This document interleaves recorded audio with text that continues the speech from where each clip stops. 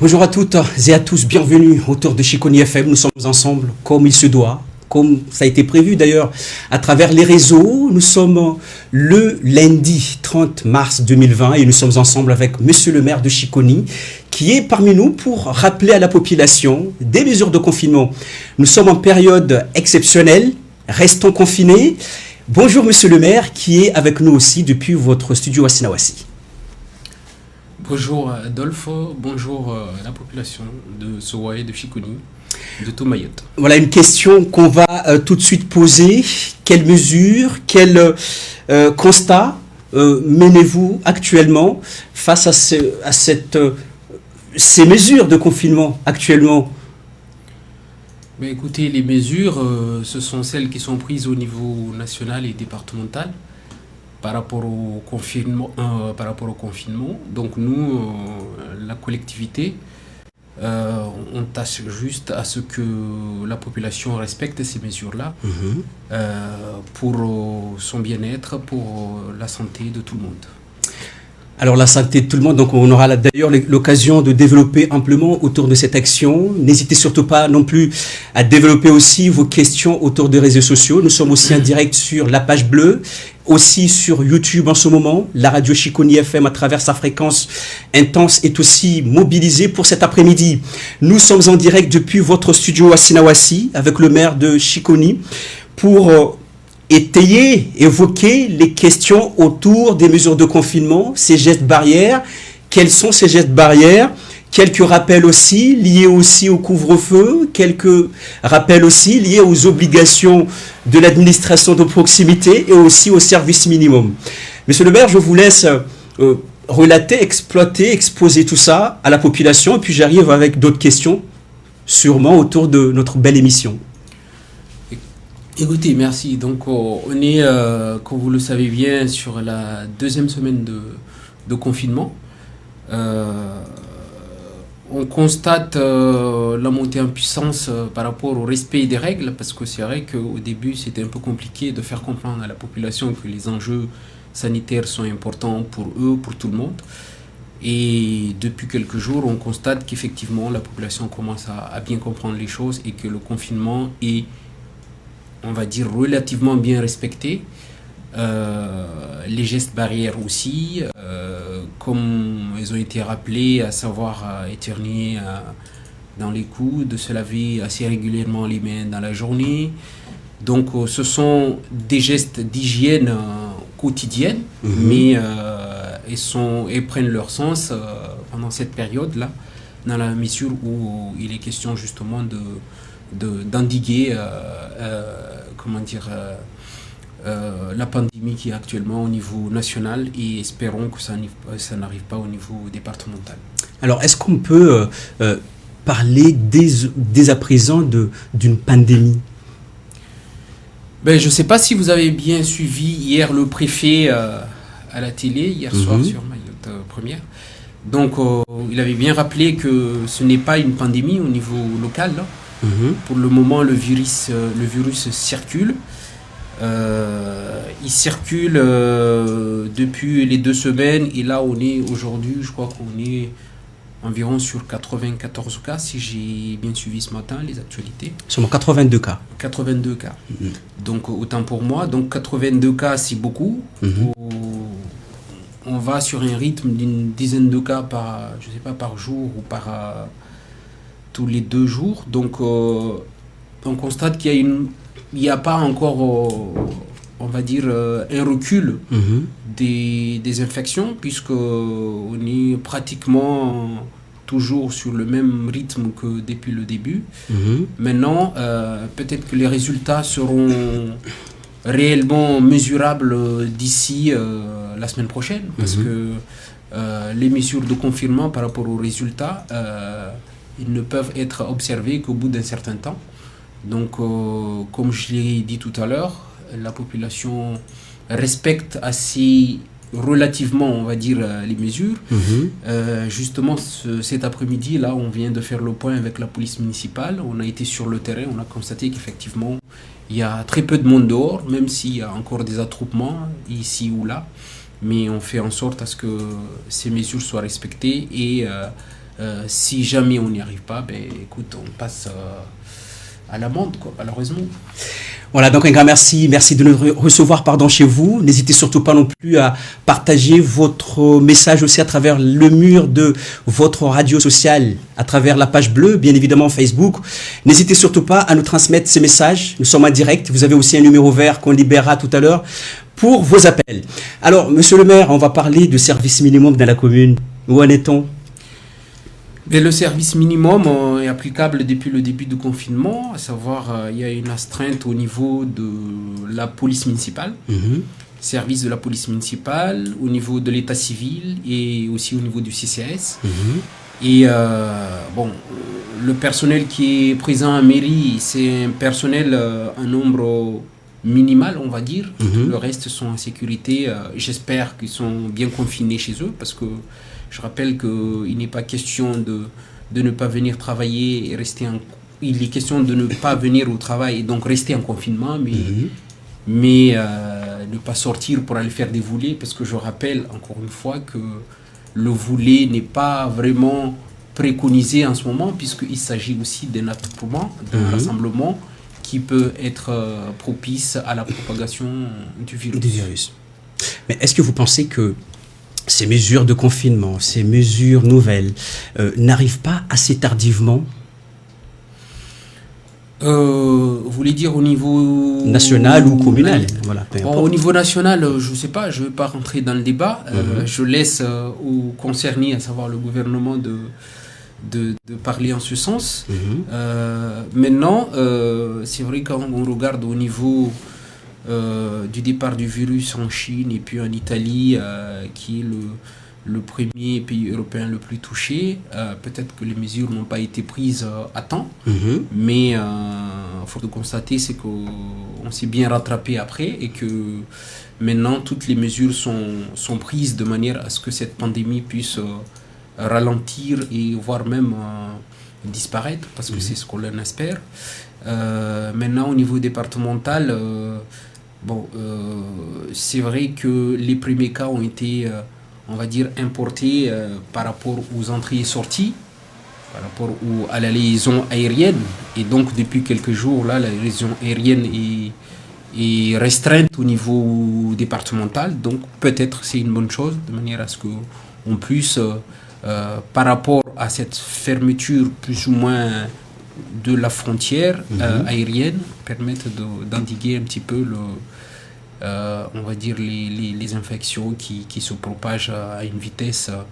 qui commence à être un peu inquiétante. D'accord. Un grand merci. Monsieur le maire, une question encore une fois qui est posée par nous-mêmes ici depuis le studio Wassinawassi. Alors, ces mesures de confinement prises à Chiconi, nous avons par exemple la fermeture des mosquées,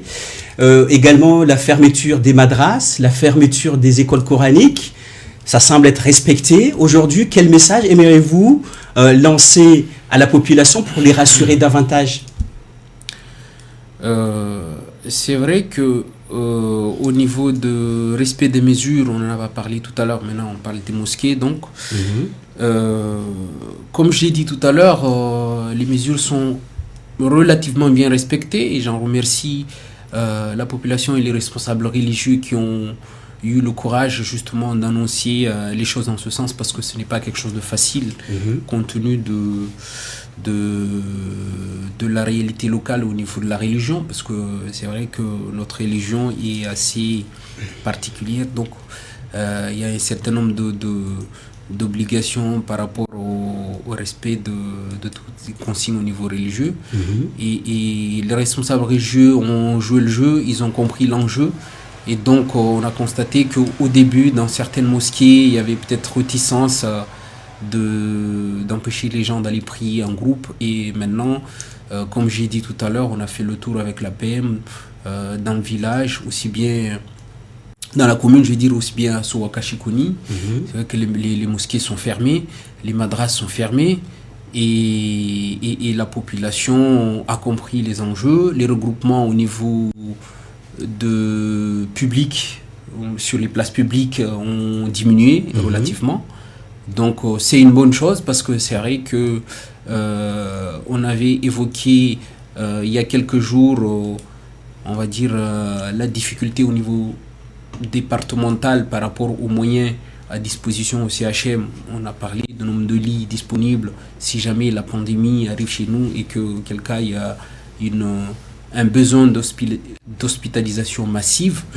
Et je vais dire, la seule possibilité pour nous d'éviter d'en arriver là, c'est de respecter les mesures de confinement de manière à ce que les infections soient limitées et que à un moment donné, peut-être quand le virus sera en stade terminal, on pourra revenir à la vie normale. Merci à vous, monsieur le maire. Toujours avec quelques questions qui arrivent aussi. Alors, l'annonce ministérielle qui date, si je m'abuse, ce week-end, monsieur le Premier ministre Édouard Philippe a rappelé les mesures de confinement et réaffirme encore une fois sa volonté d'aller dans le dur, si j'ose dire entre guillemets, dans le dur, et de renforcer ces mesures. Il annonce aussi que le combat ne fait que commencer. Quel message doit-on aujourd'hui, sincèrement, transmettre à la population pour que cette population soit confinée de manière correcte chez elle? Eh bien, le message, il est simple. On a, hier, le préfet avait parlé, donc disant qu'on n'est pas encore en stade de pandémie, c'est une chose qui est importante. Donc, le message le plus simple, c'est d'éviter le maximum de contacts et donc de limiter la propagation du virus.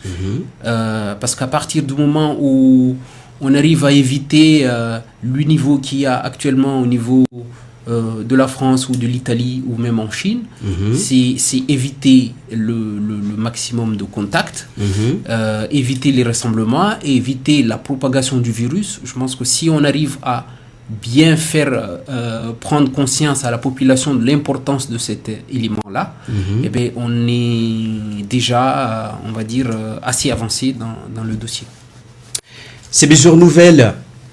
rattachées et aussi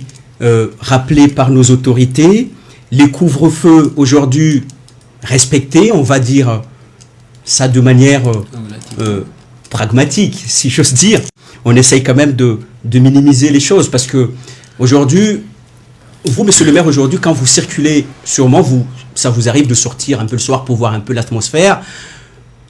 Est-ce que ça vous rappelle ça vous arrive de vous arrêter, de rappeler à la population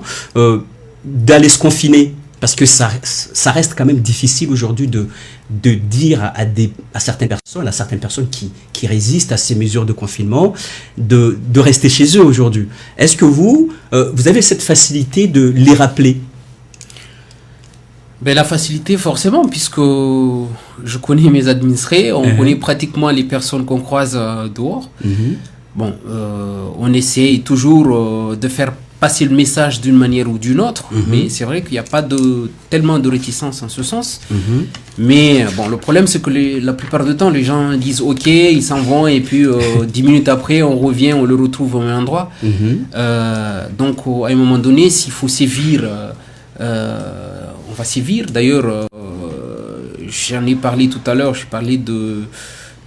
mise au point avec la police municipale. Elle a quand même mis déjà un certain nombre de contraventions parce qu'ils ont le droit, la loi leur permet de le faire. Donc c'est déjà fait pour certaines personnes. Malgré ça, il y a certaines personnes, justement, les contrevenants qui disent écoutez, bon, de toute façon, nous, l'amende, ça ne nous fait rien du tout, on ne le payera pas, etc., etc. Mais même ça, il faut savoir que je rappelle que on a vu au niveau national, les amendes, ça monte crescendo et bien puis sûr. Ça peut finir même par les peines d'emprisonnement. Bien sûr. Donc il va falloir que les gens fassent attention parce que ce n'est pas un jeu. Ils ont l'impression que c'est un jeu, mais si on prend ça pour un jeu, on peut finir en prison. Et là n'est pas le but. Le but aujourd'hui, c'est que la population prenne conscience des enjeux, parce qu'il faudra se protéger. Il faut protéger sa famille, il faut protéger ses proches, il faut protéger tout le monde. Il faut que tout le monde soit dans une protection maximale, parce que les faits sont là. On constate que Mayotte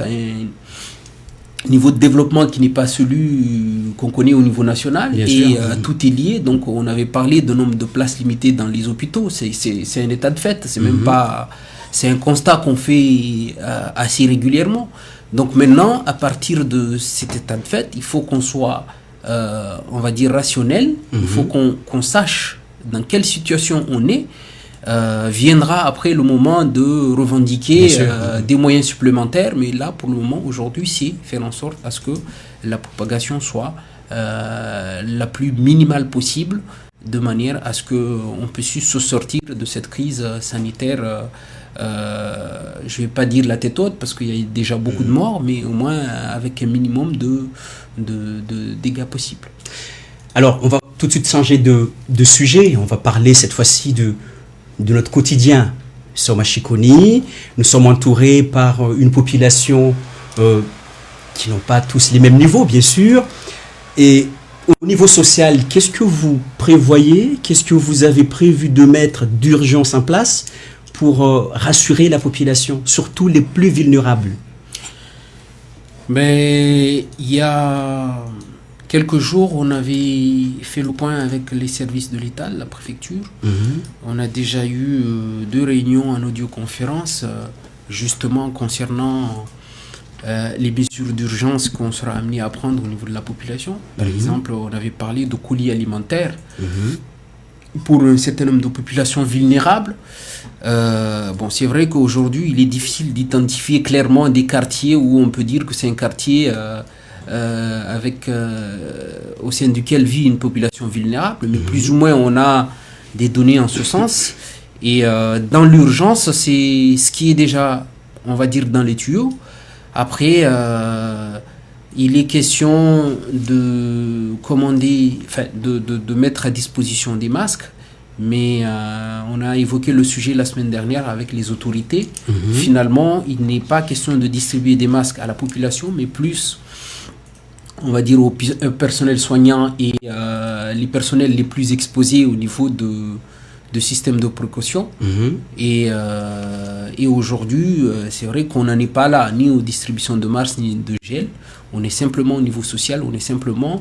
à un stade où il est question d'identifier les zones où, on va dire, il y a une précarité assez avancée, de manière à ce que si, quand le moment est venu, ces colis alimentaires puissent être distribués. Voilà. D'accord. Qui dit redistribution des colis, dit aussi l'organisation interne et aussi relationnelle dans la commune. Oui, mais avant qu'on en arrive là, il faut d'abord qu'on refasse le point justement avec les autorités, parce que on a évoqué la question, mais pour le moment, on n'a pas parlé de sa mise en place. Donc, il faudrait déjà en amont qu'on puisse s'organiser pour savoir comment elle va être dispatchée au niveau des communes, parce qu'il est question de tout le territoire de Mayotte et toutes les communes de Mayotte. Donc, à partir du moment où on arrive à faire le point là-dessus, après, bien sûr, on a, comme j'ai dit tout à l'heure, il y a les astreintes au niveau du CCAS, donc un personnel qu'on pourra faire venir au moment venu pour organiser tout cela si besoin. À l'heure où on parle, monsieur le maire, c'est pas non plus pour vous contredire, mais à l'heure où on parle, aujourd'hui même, la mise à jour du site de la préfecture soutient bien sûr des aides alimentaires pour les plus fragiles. Au moment où on parle, là où on parle au sein de ce studio, ce point a été publié un instant même. D'ailleurs, avec bien évidemment l'accord de la DGSS et aussi les CCAS seront sûrement rattachés à ce dispositif. C'était juste pour ouvrir un aparté, puis on vous laissera d'ailleurs le temps d'aller redécouvrir encore une fois cet article qui est aussi disponible sur le site de la préfecture. Alors, toujours côté relationnel, est-ce que nous disposons des acteurs locaux qui seraient amenés à vous aider? On n'imagine pas, hein, mais bon, on va l'imaginer. Si nous serons amenés à intervenir auprès de la population de manière urgente. Bien sûr, on a des associations, il y en a déjà qui se sont manifestées, il y a des associations, il y a des personnes qui se sont manifestées. En revanche, je tiens à rappeler qu'il est ici question de problématiques sanitaires avant tout, et que avant de s'engager dans cette démarche, il faut déjà avoir les compétences pour. Bien sûr. Je veux dire aujourd'hui clairement qu'au niveau du personnel de la mairie, nous, on n'a pas de personnel dédié pour avoir des compétences au niveau sanitaire. Et donc, c'est plus aujourd'hui une question relative aux autorités comme l'ARS, ou qui sont, on va dire, habilités à organiser les choses en ce sens. Donc moi, par rapport aux personnes qui se sont portées volontaires, je leur ai dit, et je répète encore une fois, à partir du moment où toutes les questions sanitaires sont respectées en ce sens, alors là, on est preneur par rapport aux personnes qui seront, on va dire, volontaires pour nous épauler en ce sens. Maintenant, tant que cette question-là n'est pas claire, on ne peut pas se permettre de recevoir du monde, du public, avec les questions sanitaires du moment, sans préalablement respecter toutes les mesures nécessaires par rapport à la manipulation des produits, des aliments, des masques, etc. Voilà. Donc, merci. Le volet social est ainsi revalorisé. Nous sommes dans des périodes de confinement, une période très délicate. On n'a pas le temps d'ailleurs de tout développer, mais restons dans notre domaine de compétences actuelles. Parlons maintenant de la continuité pédagogique. Avez-vous pensé à cette continuité pédagogique? Ben, là, pareil, bien sûr, on y a pensé, puisque c'est plus au niveau de l'inspection qu'on a parlé dessus, au niveau de la continuité pédagogique. On a parlé du primaire, on a parlé du secondaire. C'est vrai qu'au niveau du primaire, la question, on l'a déjà évoquée avec l'inspection. C'est le personnel de l'éducation nationale qui est habilité à recevoir ces gens-là par rapport à cette continuité pédagogique. Il est question pour nous, de notre côté, de mettre à disposition un certain nombre de moyens, et tout le monde le sait, aujourd'hui les communes n'ont pas ces moyens-là, parce que les communes n'ont ni de masques, ni de gel hydroalcoolique. Donc, mettre à disposition un personnel sans les équipements nécessaires pour les mettre en sécurité, non, on ne peut pas. Donc à partir de là, chacun prend ses responsabilités. Nous, au niveau de la collectivité, on a pris les nôtres. Maintenant, le reste, je laisse la place aux personnes compétentes pour évoquer cette question-là. D'accord. Voilà. Merci. Toujours avec Monsieur le maire ici depuis votre studio à Senawassi. Nous sommes ensemble pour évoquer les mesures de confinement. Restez chez vous en appréciant aussi la vidéo et aussi en écoutant ces mesures de confinement. Est-ce qu'on peut rappeler d'ailleurs, est-ce que nous avons des mesures spécifiques à Chiconi? Bon,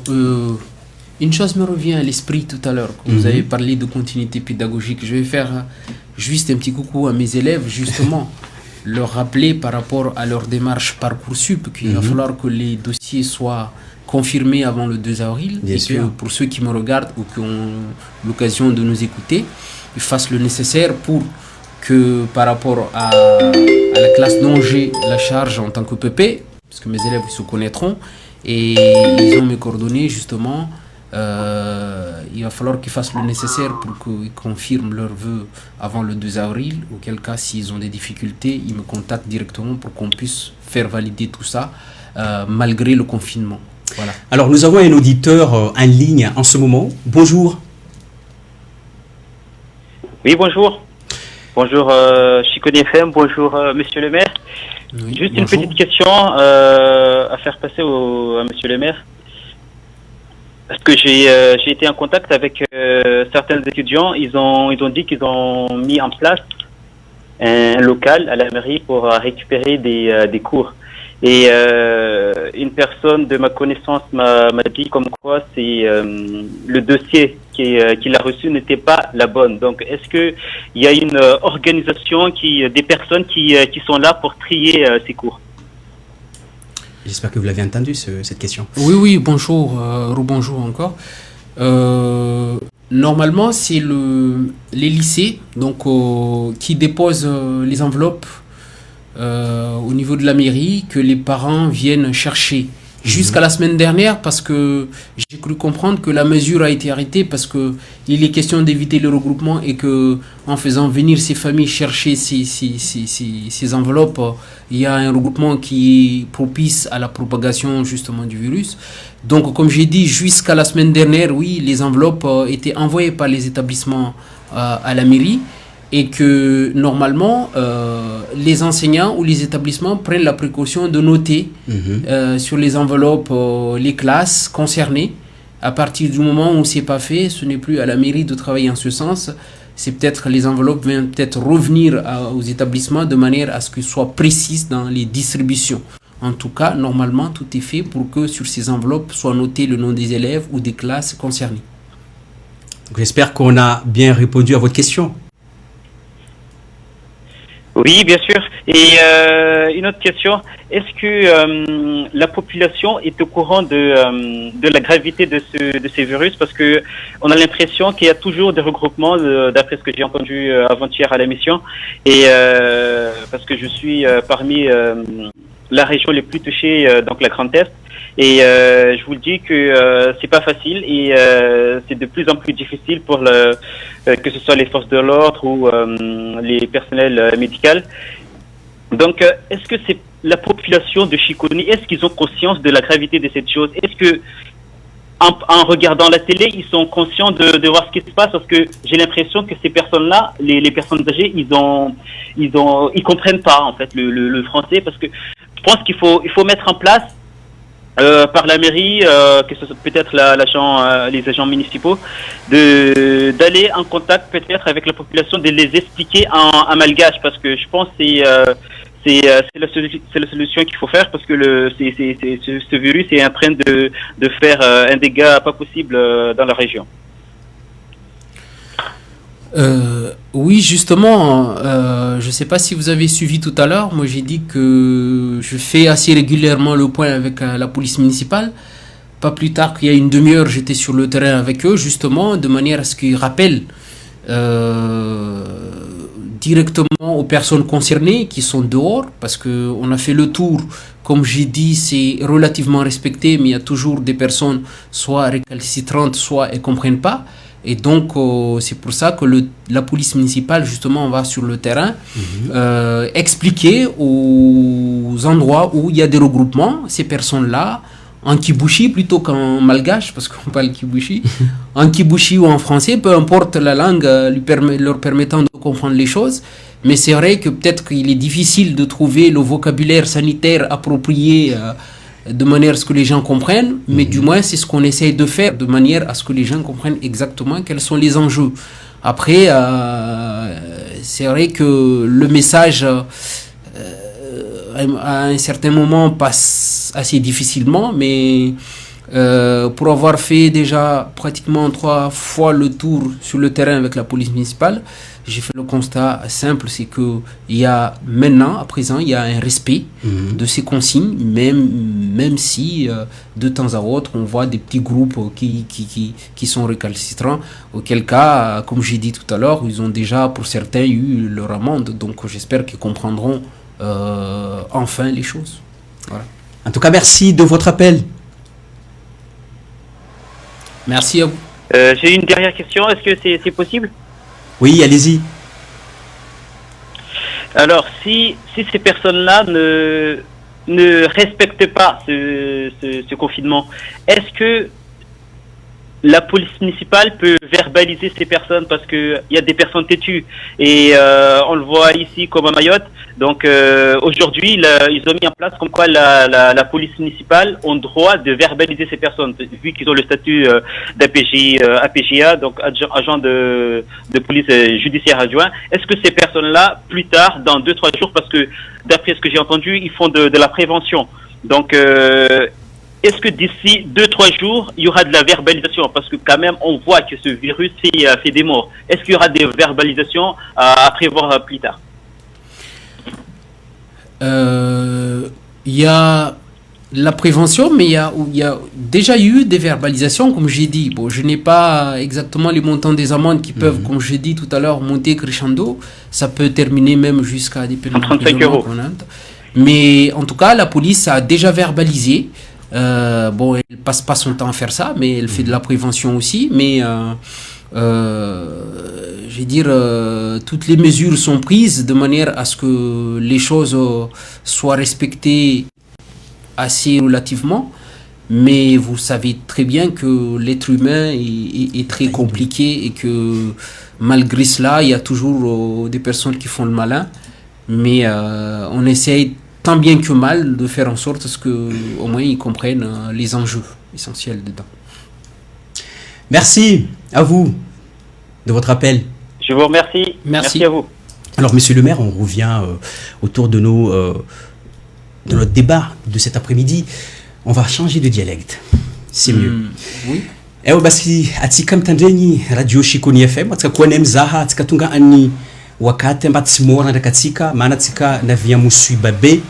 antanitsika rango antany Kimaory ta antany maventy reo tany Farantsa ne en ce moment olo jiaby mipetraka antanana zay navia mogena ne eto ihany monsieur le maire naventsika eto atsika mety koa mangala téléphone tsika téléphone fanafishene ambany écran tsika eto monsieur le maire confinement fanambeltsika en place fa misy randraiky wanoso population Shikony me respecté misy bandin'olo tsy ki me respecté tsara beky anao navy niany naviny koragna navy nagnaty volagna any wakazintana Shikony. Assalamu alaikum Adolfo, assalamu alaikum Shikony ndraka sohua. Donc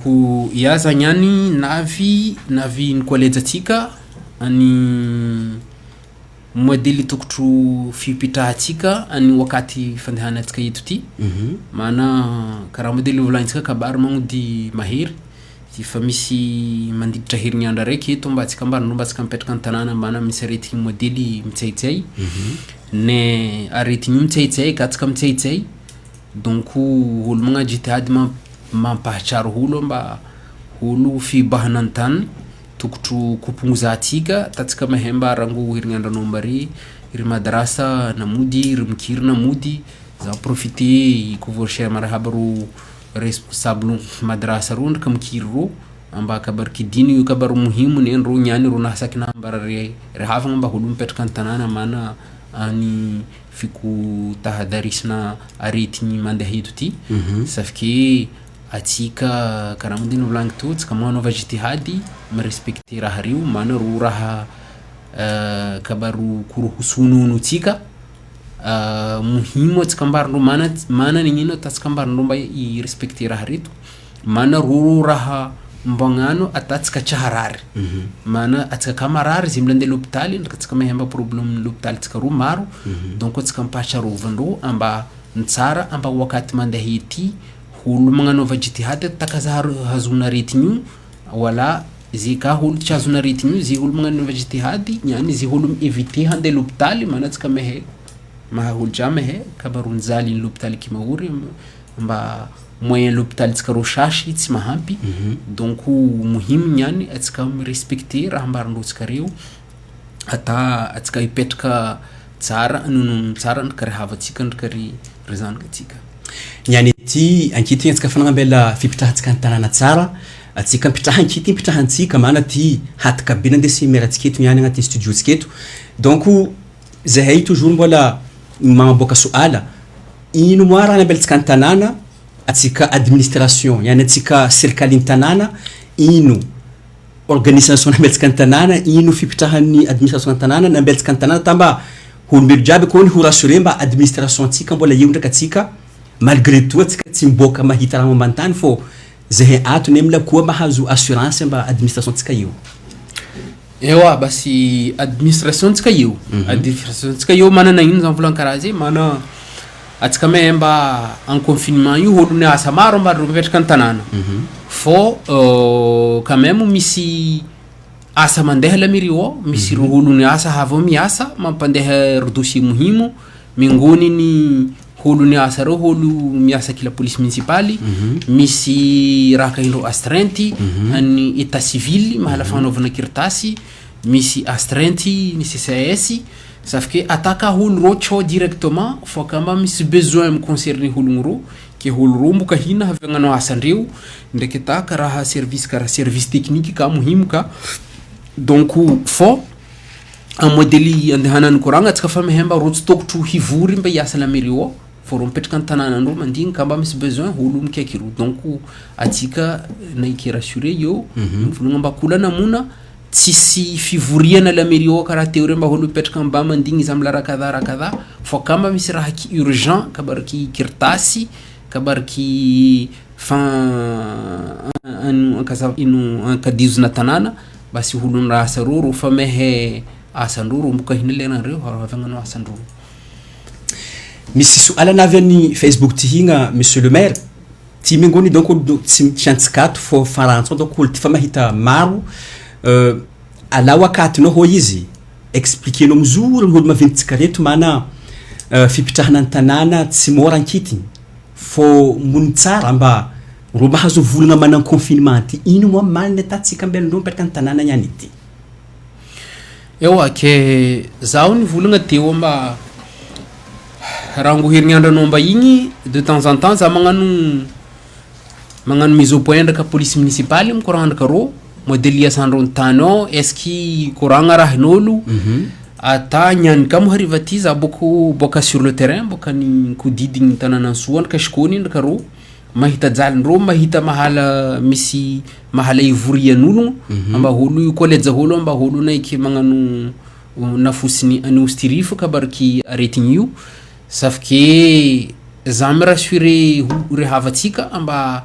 olo ro personnel ny police municipale ro mandeha tany ao ro collège ologno ro raha ro volagna ro tsy kivazaha fo collège ndro kibosy kola en tout cas kola volagna tokotro collège ndro taro ko leo fo famaratelo nyany za magnatoro ndraka reo sur le terrain za mampahatsaro tsika mba tsy ry olo maventsika ro mikaidany tany ao fo ry zaza jeune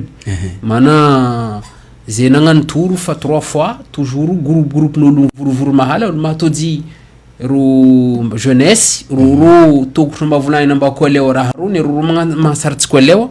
fo za mi rassurer tsika ry babatsika ro ko leo abko za mivolagna donc ro mi respecter manditra tsika mana donc ro misy faza manditra tsika ankabariky karaha reto donc kolana mona misy mailejo kola qualité mailejo an'ologno ro ata ro ko leo nyany ambatsika nyany anu wakati mba holo fa stokotro magnano kidikidi ka magnano bish mana ro kabariky unono kabariky muhimu ito kama misy wala na veto mba mbony vaina mba ne katsika fa magnada ronde reto ankitiny faut tsika mi renforcer yeke tsika magala yeke sa mi sanctionner yeke ka mana tsika fa na prévention wala io swala na venni Facebook wato ya basi za teo no volagna boko mba fa misy tro sanction fa misy tro holo vo kibay mana kibay rangosana no mba holo fa mety mamango kibay fo atsika ko lewa muzure mba misy ronosonolo ro vangona kibay ro volagna muzure mba to son kibay io la manda itu ifako mety vangona ro ta modeli tiana ro donc ka atsika za rassurer tsika ka kibay io ro ra magnajary koragna basi le rentira ro jafan régler mana kibay fa misy fovoa effectivement fo malgré ça quand même toujours misy olo magnano mukaidy donc euro zamana volagna nyany mba kibay muhimu ka fa tsy kibay loatra ro mampikoleja holo fo holombelo amailejo ndraka fo la police magnano asandro ro tsy magnano mailejo to fo ro magnano ndraka kibay ka fo atsika mehemba binadamu mahery plus na mamango izy kibay mahery plus izy magnodi mitsangana magnano mukaidy fo atsika mehemba tsika tani sharia tsikula raha mety atao donc olo magna raha toujours maraka sharia mety rappeletsika rapidement numéro d'astreinte ty mana yambes ro koa ty ewa numéro d'astreinte ro za io donc kaza kushangana leo zay ndraka monsieur le maire an wakati atsika mvolagny ty mengoni ny émission nambeltsika en place mba tsika ampahatsary havagna antanana ro maro mikuta jabo maro koa mipetraka antanana miambigny koa donc fiboahandry ma administration tsika antanana ato havy koa maro volagna rassurer reo donc za mena ro numéro d'astreinte ty 0639 69 64 69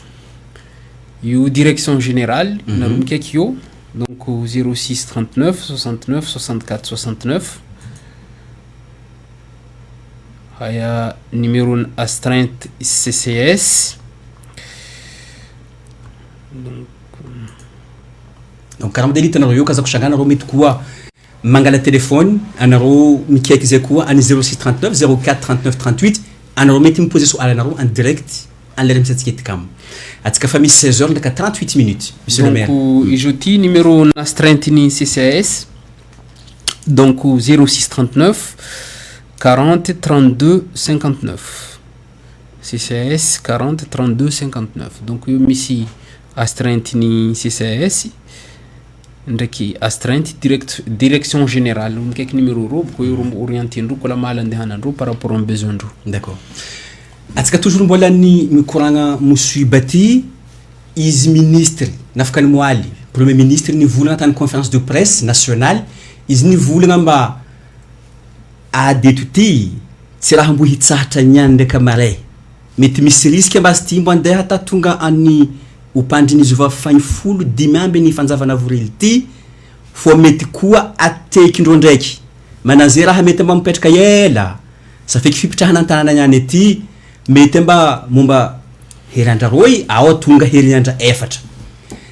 holo an-tanàna ne maro fa mikota jabo mila mahay eba zahay bitsisy zahay mila zahana koa ro miamby ny volagna an'olo karaha anao monsieur le maire. Ewa basi aloha zaho pandeha volagna atsika totro koa leo mba raha mandeha eto ty raha mikorohoso daola yani daola mifarantsa izy mitampono boka an gouvernement horo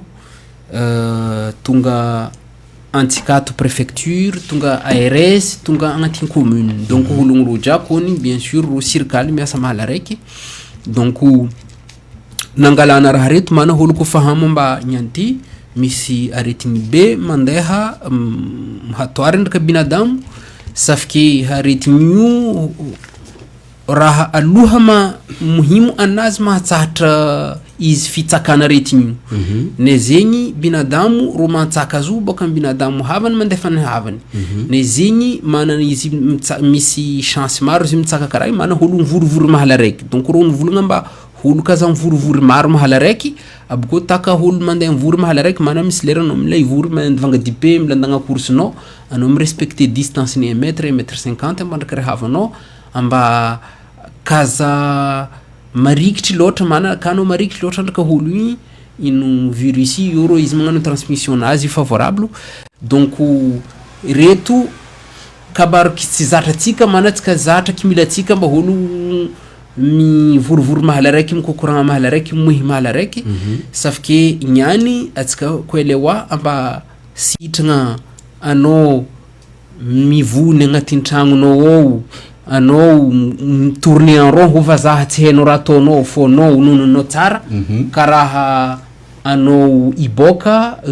hazony problème hazona retigny andeha l'hôpital mana ty tsy wakaty mba tokotro mba holo maro miboka mandeha l'hôpital mana tsika mehe kabaron l'hôpital tsika mahiry haya en fikoesiana kola soko vavonavavo karaha modeliny volangiko to zay ndraiky sirkal be ka préfecture zay fanagnano réunion ani téléphone koragna mandeha reto donc en musada mety hazony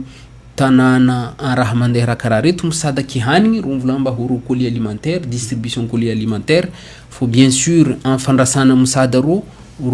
tsy musada mandeha n'olo javo fo mandeha ambando n'olo nyanty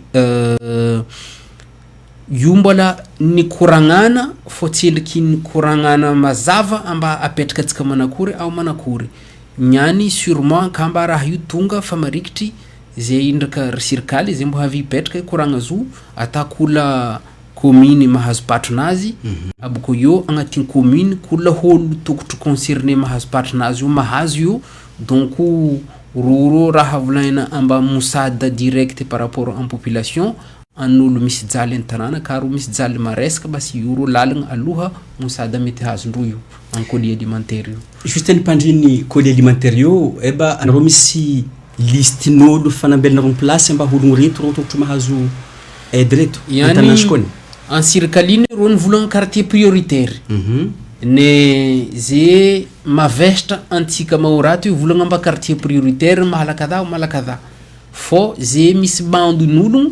ndraiky critère défini ro tokotro éligible en raha ro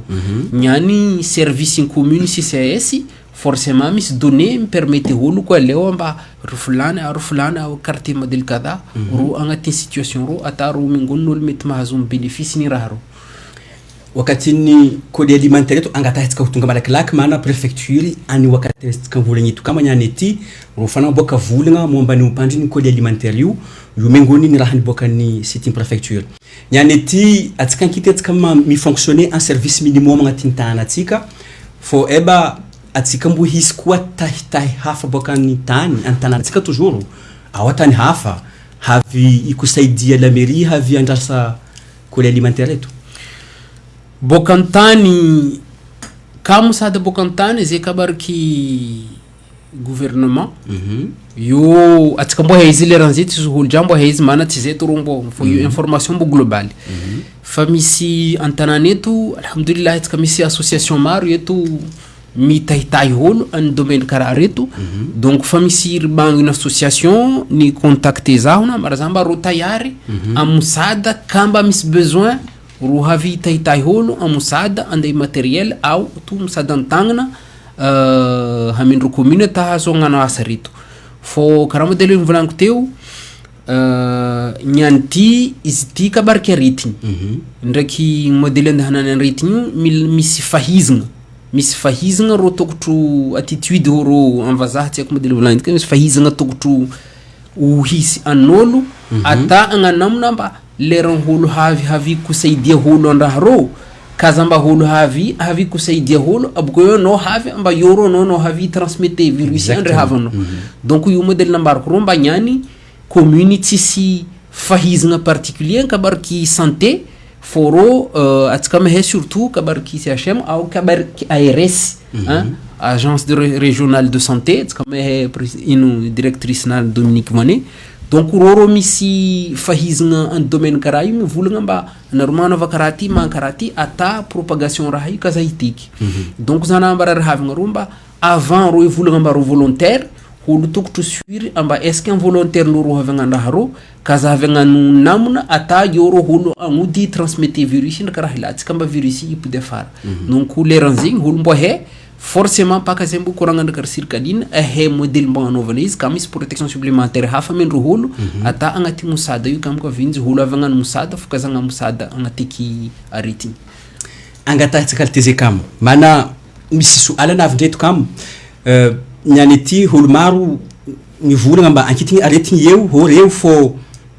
ro ko faham koa maro koa marary aretigny hafa nyany coronavirus ty ankitigny eto fo misy la dengue misy maladie kotra ary mahala misy koa hafa nyany ety holo reto bahita mahery andreo ro kandeha l'hôpitaly ro chalandro modèle nikolazimo est-ce que anaro mera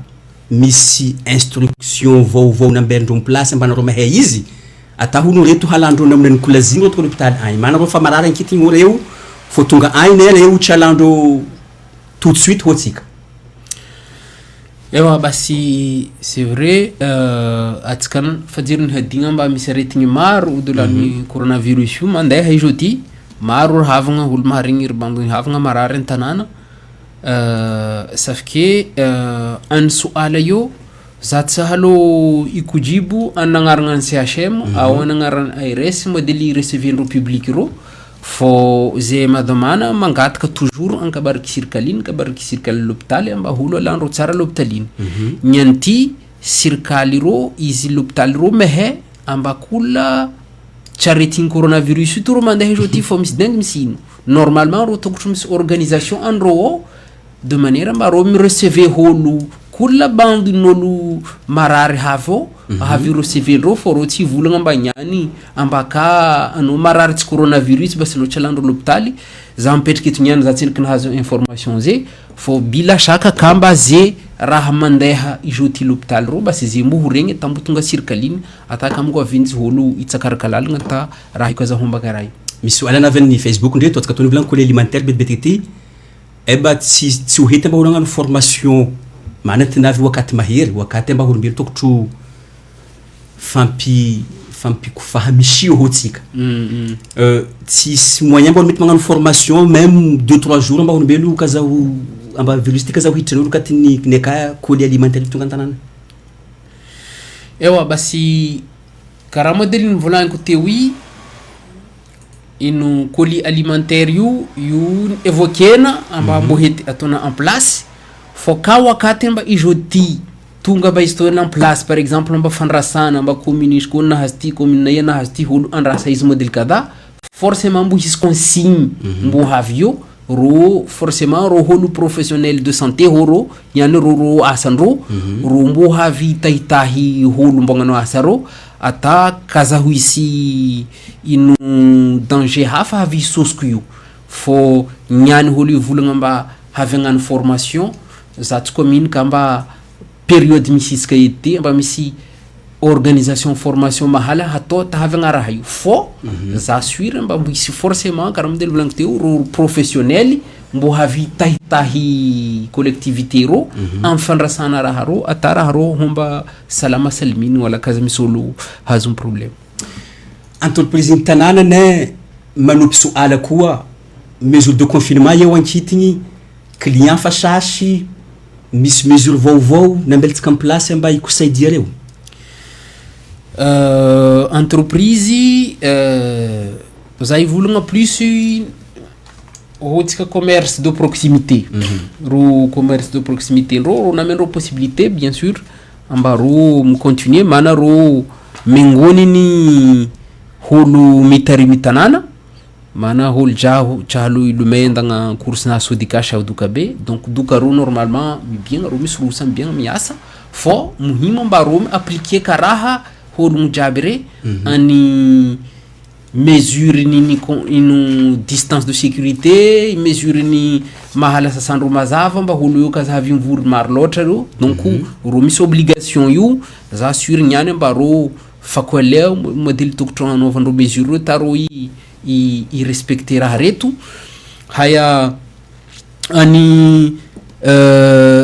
ro entreprise an qualité hafa regny misy mosada 1500 € ni volagnindro teo ni justement ni discuter ndraiky service de l'état nafaka moaly mba 1500 € ro mety bénéficie petites entreprises regny foro bien sûr ro misy condition d'encadrement azy mba assez clair donc leran zegny kola entreprise misy besoin nini aide ro misy rapprocher ndraiky service approprié ro mba heleran zegny est-ce que ro agnatin'ny entreprise éligible 1500 € io ou pas haya aboko eo misy fahateliny misy zany volagny commerce de proximité zany volagny entreprise reto misy ro bahazazy ro bahazazy ampandafo amba mandafo feliky mandafo matimaty mandafo ino hanihany madinidiniky aorampamintagna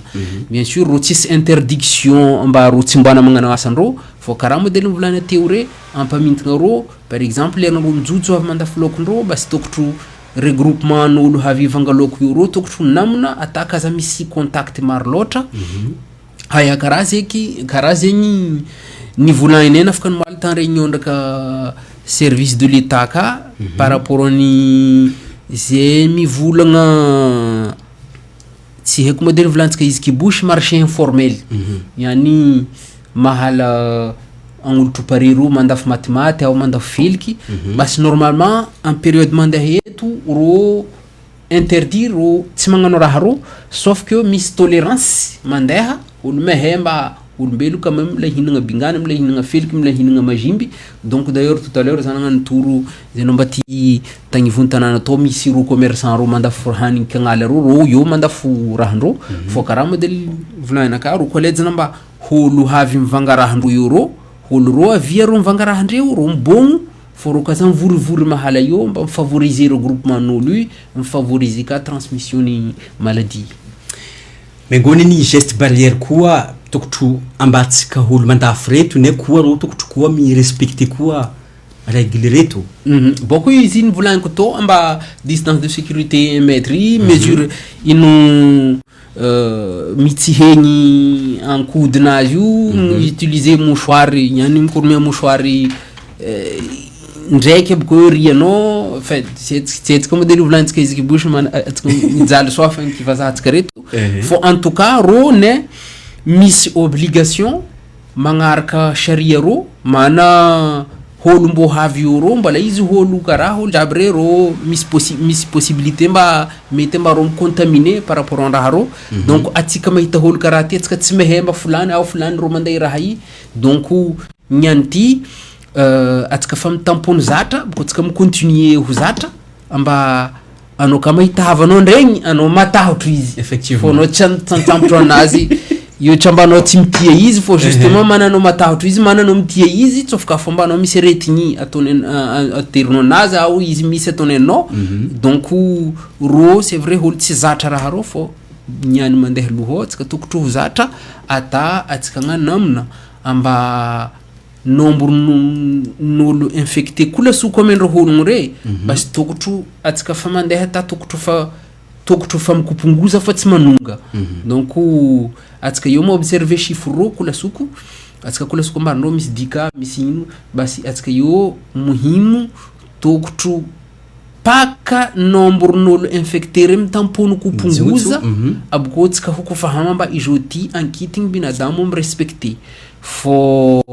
tant que nombre n'olo re manonga olo toujours mbola koshanga manany tsika voy tampony raha avatsika ofa mahirinazy safike tsika tokotro magnano namna atamba atsika kaza tonga ny hery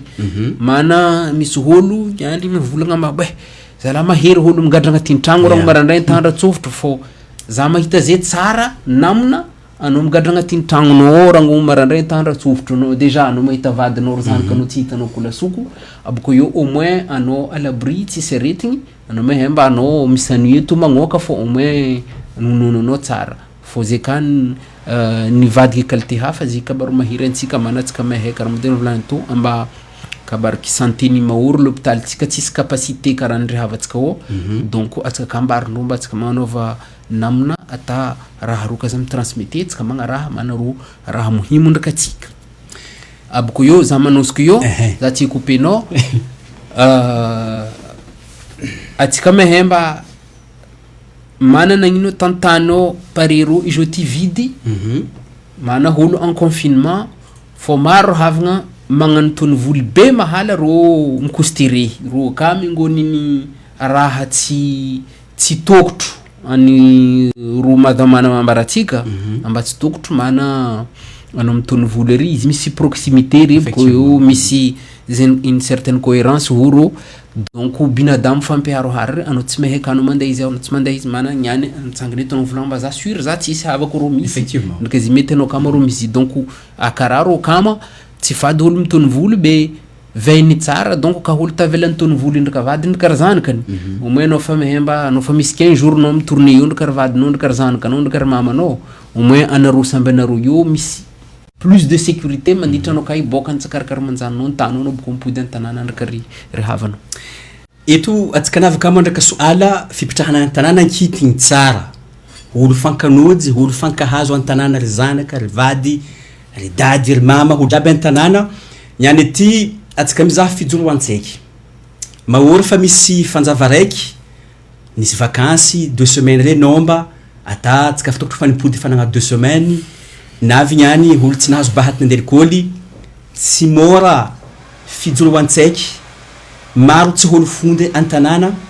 tsy mora koa ipetraka ndraka tsaiky agnotro latabo mba hizaha raha ataontsaiky io ta izy hankiafa devoir nazy message ino mety ateritsika n'olo reto mitandregna antsika antanao basi kabariky fijoroana ro ambelitsika ro tompiny asa ro mikoleja izy namonany kulazimu modele tokoto misy raha mety soiko io misy fijoroan'olo ro misy aro misy joro antsaiky madiniky misy ronosony ma 20 antsaiky madiniky ro inspection ndraky ro mafondy ro mehe organisation ro modèle tondro par rapport en fijoro antsaiky ro fotsika mehemba normalement au niveau national dispositif nandeha mba l'école ro tokotro migadra bien sûr l'école ro migadra fo misy Caramba de nouvelle to service minimum par rapport par exemple accueil ni personnel soignant horo fo atka mehemba kula na muna raha ro nyani mahir fo ro mafundi ndraiky ro ino misy compétence magnano raha ro mehe organisation natondro nyani ata tsaiky ro ahazo un minimum fijoroana fo ro travilikolo re normalement misy antanana atsika mehemba vo mama baba ndraiky rizoky dra io mipetraka antanana tsy mandany asa tsika mety miprofiter kamo io miprofiter mamikotoaly rizandratsika rizoky tsika haya ro maventy re normalement jusqu'à semaine dernière vice rectorat par l'intermédiaire ny lycée ro magnatry ino dossier ntsaiky ro ry exercice ry leçon aterindro boka lycée re mandeha enveloppe re tenindro la mairie mandeha la mairie agny ndraiky agnaragny classe re ndraiky agnaragnan'olo re ry responsable ntsaiky re avao mangala enveloppe fijoroan zanakandroro fo karaha modely ny constatena amba mesure re olo nivolagna amba mila éviter olo nivory mahala raiky olo ny constaté mba olo re mandeha la mairie ro misy vorivory ka donc kaza ko le mesure normalement vice rectorat tokotry nahatsahatra raha re ro nivolagna mba izy aterindro par la poste za tsy mahalo nivolagna mesure modely anaovandro izy izy fo en tout cas normalement tokotry dispositif io nitsahatra raha tavela izy enseignement à distance yani tsaiky ro mijoro ro mahita fondindro par visioconférence aura karakara ro fo atsika mehe koa amba ani kabaro connexion internet ni maoro io raha mahery donc ko misy élève maro ro tsisy connexion ro aboko io ataka connexion ro mandeha misy lerany ro mandeha mahitohito tsy manjary donc raha mety volaniko niany muhimu karaha misy qualité ny ribando ny havagna ry mafondy mana zampahatraro mba za fondy ka mampijoro tsaiky ro ribando ny mafondy ny volagna mba muhimu tsaiky ro zanakatsika ro déjà ro kam réviser ro mi réviser raha kourun jurondro rango début de l'année tanyani karon nahalon poudin zaha nanga révision raha ron et déjà zay fa misy raha ben avancé ani fijurondro ay tavela yob ko yo izy éducation nationale ro mehe modèle mbotondro ata zanakatsika ro ahazo ijuru wala ro antanana haya anza mankefa yo kara modèle blanc teu za fundika donc za mampacharo kula élève naka zahu professeur principal ro mzaha zao au maharing zahu yetu ro mehemba ro misi dossier inu demande nini formation ro parcoursup ro mehemba dossier ro tokotro ni valider ro avant le 2 avril donc zayo ampachar tokula tsinacharo mana information jafa nandondro amaro tokotro magnanamna ata dossier ro confirmer ro avant date yu tunga haya kulana mis difficulté par rapport ni modèle fanaovandro dossier ro bas normalement ro mis coordonné naka hindraka ro professeur principal havako zay mi occuper classe ro ro mangala contact hindraka zay nam atanamna ta dossier ro o hazo validendro avant le 2 avril io mana tsouis délai supplémentaire mususuhindro yo vo holtran confinement donc c'est vrai ma vestra hely vous êtes il couleur carreu safky ro tokotro magnanamna ta dossier ro quoi qu'il en soit azo avancer ro ata le 2 avril io raha ro huefa misy auditeur a auditrice tsika ndreto internaute koa tsy biravravy loatra soala anazy ty izy fo poser tsika mana atsika na veto yana tsika avy agnaboaka volagna mba kaza misy olo mba hatahotro mba hipetraka an-tanàna niany ty auditrice tsika ty ziny vola mba niany misy maladika andro covid-19 misy la dengue izy miconstaté mba poubelle an-tanàna tsy voaramasena amin'ny kolazim izy mikotadrabo niany magnano akory moata camion'olo tokotro avy mangala tsy volaniko entreprise ty tokotro avy mangala haitra reto tsy momba en quartier ndreo io soala naveto peut-être mba veny misy organisation ambeltsika en place ao basi normalement par rapport à raha mandeha yeto service ro miasa quand même be zahu tsy mehe restriction natondro service ro mana ro tsy asan la mairie fo asandreo wala ro tsy nambara zay amba service ro mitsahatra pas plus tard que marandragny ty zany ahita camion ro temps ramassage dans certains endroits maintenant kaza ko le mzuri mahala volany mba misy certains quartiers misy bando mahala mba garo tsy mahazo miditry et garo tsy nitampono en Covid-19 eto mba 2 semaines confinement eto reto ro garo tsy mahazo miditry io fô c'est vrai ro difficulté volagniko lasoko an-tanànatsika mana atsika mahay mba misy certains quartiers misy lerany déchets ro tsy voaramassé izy moa manana gn'ino mana la plupart de temps gariny poubelle re ro découragé mana zova maro ro miditry mahala re mahazo gary maventy ndraka misy stationnement abusif ou certains endroits mba gary ro tsy mahazo miditry ro fô ro mengony jaly mengony tambo an-tanànatsika eto malheureusement zay fa magnano rappel ndraka donc olo mbo itsakaraka namina ta ahazo moyen i libérer mahala ro fô normalement soit misy mahala hadignandro en ramassage soit ro misy difficulté d'accès miditry mahala ro soit mahala ro misy ramassage quand même fô misy rakaindro incivilité yani poubelle re haitry re bogno antany ro havy ro mangala to poubelle atondro ngary tavela re ro tsy ramassé izy encore une fois ro zahay profiter rappeler eto mba ro tsy asan'olo araiky fô io asan commune asan population asan parents mana assez souvent atsika misy certaines incivilités en ce sens donc tokotro kola olo mangala responsabilité nazy c'est commune mangala responsabilité dans le sens mba tokotro amba par exemple misy traçage au misy arrêté mamba olo mba mahala ro à telle heure à tel endroit tsy mety garena managaro ro miditry mahala ro mais malgré ça ka olo mangala raha ro toujours mirali mana ro tsy mahazo migare bon encore une fois kana modèle volang to io tsika baron Covid-19 na veto mba confinement na veto foro difficulté au quotidien et kam go avendy zaho misy tama mba azova raiky atsika mba hazo mafikiano mahala io takazo solo fampijaly toujours donc farafaran soala bo havy reto kama donc atsika nambela numéro d'astreinte en place ino moa asana astreinte reto astreinte ro misy service nambela io mba mitraité demande urgente demande urgence moa manakory za par exemple angala état civil ka mba misy naissance au décès mba ro raha tsy raha mety ambela mba azova hafa obligé olo havy agnano raha ro majaro astreinte ro fa existe en état civil io rango fa ela tato sam période ito fô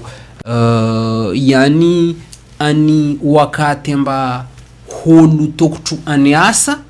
ro mipetraka an-tanàna en confinement ro tsy any asa donc kamba misy besoin ni population urgent amba traitena en urgence hologno ro mboka hina ipody havy any asa havy traiter question d'urgence ro mboka mipody an-tragno ro haya bien sûr la mairie o misy fonctionnement minimum quoi qu'il en soit ataka personnel re la plupart du temps ro an-tanàna fô misy olo quand même magnano rotation ao mipetraka ao magnano permanence mba kamba misy olo havy ndraka demande nazy traitena olo mehe mba est-ce que ty raha tokotro kahiana olo en urgence izy havy kama ao raha ty tokotro ambelantsindrika ta crise ny Covid-19 ty efa aboko io olo mipody avy magnano dossier nazy soala tsy lany misy araiky navy ndreto koa couvre-feu nambeltsika en place fô couvre-feu timoany ny olo jiaby atary ro madokany couvre-feu ka tokotro respecter koa couvre-feu ty yani en confinement yi karaha modely volagno to izy iny volagno kama mba misy bandon'olo mety magnano asandro donc en confinement iny volagna mba par exemple karaha modely volagno to commerce de proximité mety miasa malgré olo en confinement ke tsy hoety mba niany couvre-feu avy mba romba na ro tsy hiasa ndraka en confinement ro nambara mba ro mety miasa yani en fait en confinement ty izy service yani la mairie nangala disposition amba izy hi renforcer mesure nalana re amba olo ipetraka anazy niany ty en fait ty couvre-feu reto nisy interprétation différente nafaka ny moaligny izy le ranzay tan réunion ndraka préfecture tan téléphone olo mivolagna mba izy ty en fait couvre-feu tsy couvre-feu à la commune ka fô io couvre-feu départemental yani couvre-feu applicable en commune maorja kony zegny tsy commune ro mangala izy fô préfecture yani service de l'état ro nangala izy amba ani couvre-feu io couvre ndraka confinement amba holo marandraigny matsagna matongaligny ro kaza misomantany ao mana ro hilana en confinement ro miboaka systématiquement ka un besoin urgent ro amba anjahavandro marary tsy mahalo mandeha ina fosindro paka tatahina andagna course ndreo iboaka itsangatsangana ambony tragno ipody an-tragnony ro mingony raha mba agnatin'ny couvre-feu ro tsy hety fahagnina holo mana ro raha tsy ho hety mba tsy atao safiky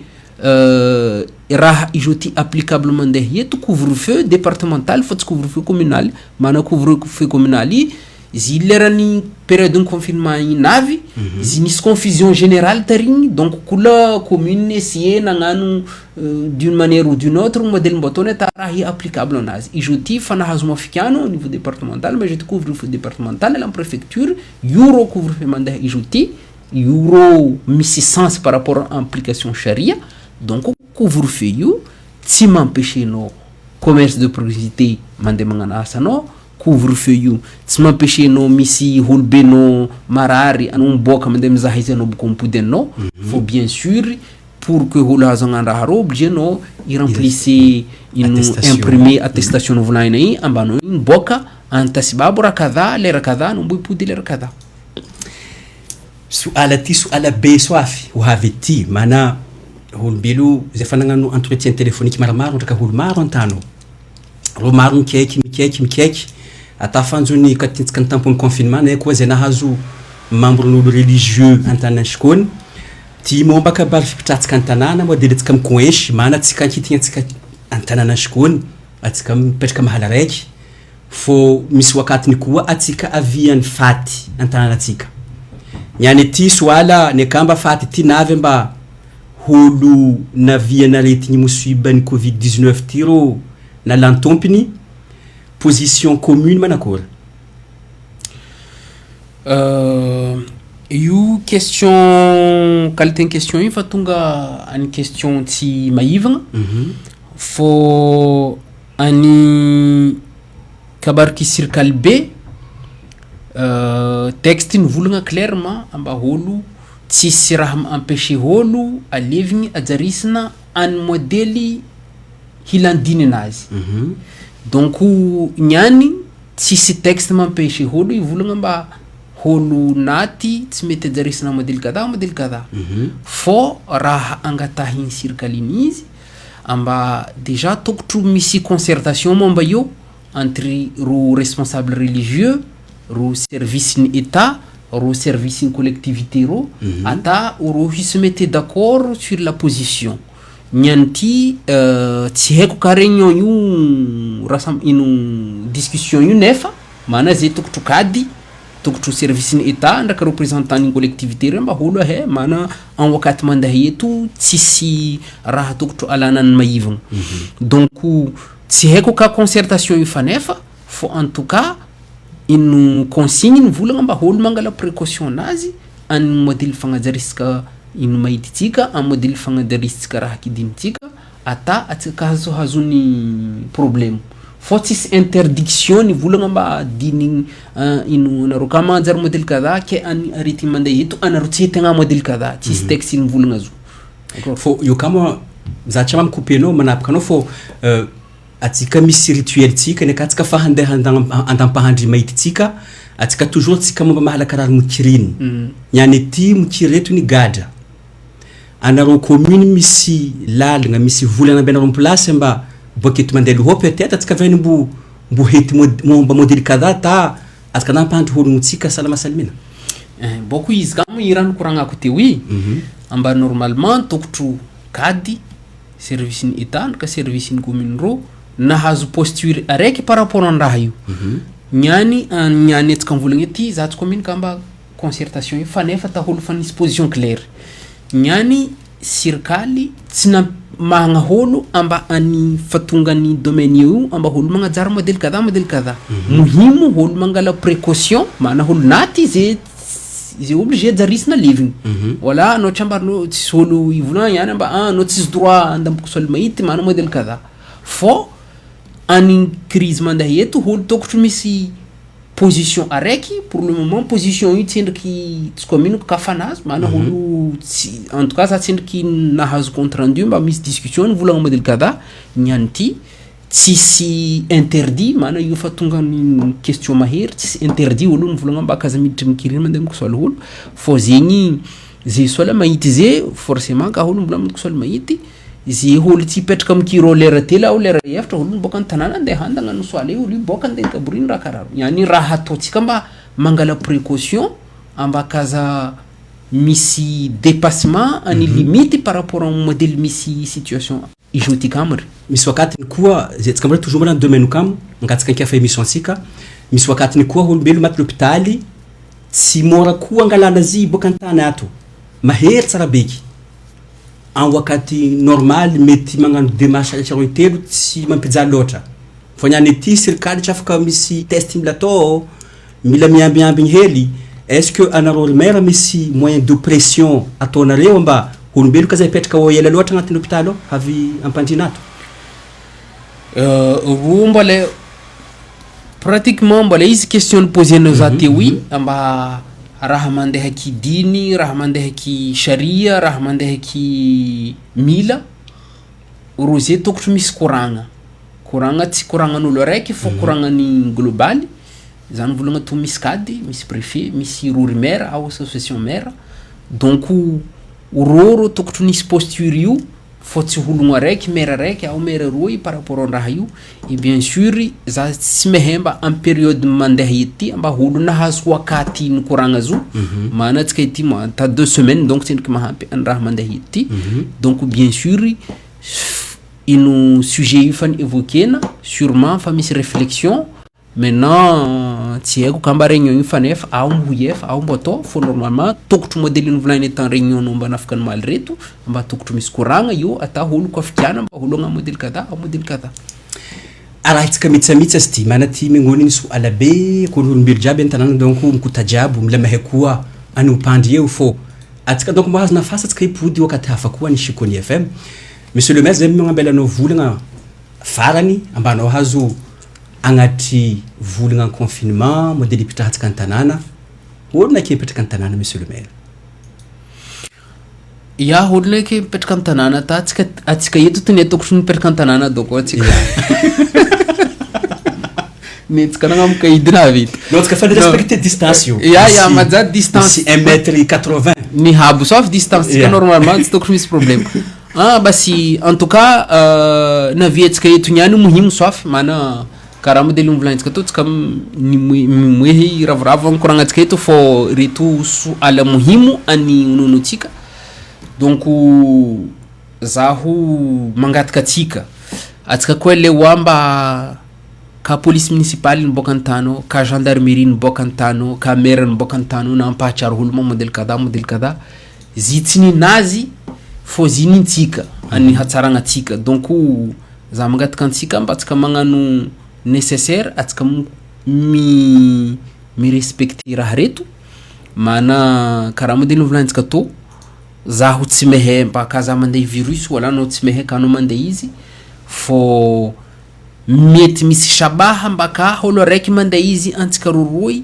ke transmission nazy tsy momba vo atsika mi respecter distance re o atsika mi respecter consigne re vo atsika mety mandeha amin'ny tana raha zigny mahazo ziry fô atsika boko io manasy tagnana sabony madio atsika miboaka zy fatreo kama donc ro mengoni raha muhimu mana atsika ny volagna tomba tsy mitamponigny any atsika mahemba système santé maory fragile atsika mahemba atsika tsisy moyen karaha rehava atsika agny re donc au lieu atsika ivolagna mba zaka marary mba hazo l'hôpital tsara itahaza atsika mivolagna mba sitragna zakaza marary anga l'hôpital naka tsy manjary fô za tsy nandeha l'hôpital mana za tsy marary ze hitako muhimu donc safikero raha muhimu maja atsika tsy magnano tsy mahaloma mahagna mba atsika tsy harary fô en tout cas en période mandeha eto ny tsara mba atsika magnano namana atatsika kaza ohazo problème handeha l'hôpital aboko io am fagnajaritsika l'hôpital tsika am fanjarisika système de santé tsika bien sûr ro question quotidienne koragnatsika kola soko ata atsika hemba maisha tsika miteky karakory ata atsika hemba maisha tsika famtampono miranty ny karahavatsika Farantsa ny karahavatsika ny département fanandelohatsika. Marhaba tsika mitandriny radio, marhaba koa tsika ny Facebook, réseaux sociaux, kaza digna tsika tsika mifankanojy koa wakati hafa, mbuy koragna koa circonstance hafa koa monsieur le maire, mbuy poti sur marche Shikoni FM, atsika mbahazo koa service tsika mbuy poti kaza digna tsika ani wakati ni musiba atsika mpitrahan tanana rahavagna. Rango maora ta Farantsa atsika mpitrahan tanana, atsika mifanojy koa ndraka émission hafa magnato yo Shikoni FM, kaza digna tsika koa mba